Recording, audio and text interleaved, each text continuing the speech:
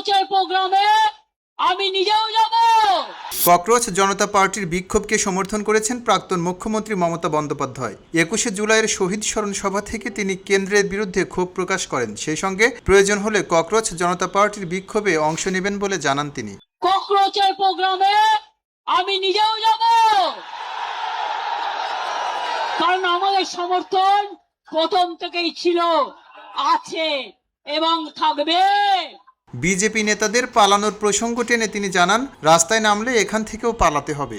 আর সবাই মিলে আমরা যদি রাস্তায় নামি, আপনারা জেনে রাখুন, যেমন কালকে বিজেপি নেতা পালিয়েছে, এখান থেকেও সব কটাকে পালাতে হবে, পালিয়ে মুখ রক্ষা করতে হবে।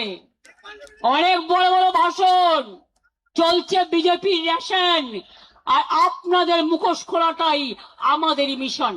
কয়েকদিন ধরে চলা আন্দোলন তীব্র থেকে তীব্রতর হচ্ছে। ইতিমধ্যে রাহুল গান্ধী, প্রিয়াঙ্কা গান্ধী সহ কংগ্রেসের শীর্ষ কয়েকজনকে গ্রেফতার করেছে police. Democracy in India is happening right now.